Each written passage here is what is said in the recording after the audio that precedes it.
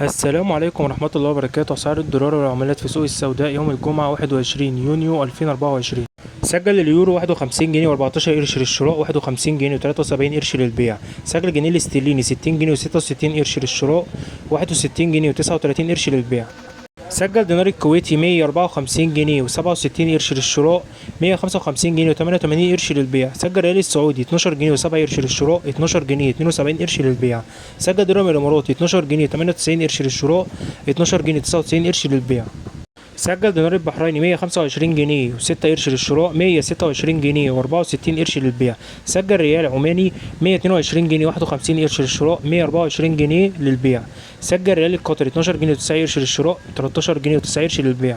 أسعار الدولار في بنك الأهلي المصري 47 جنيه و64 قرش للشراء، 47 جنيه و74 قرش للبيع.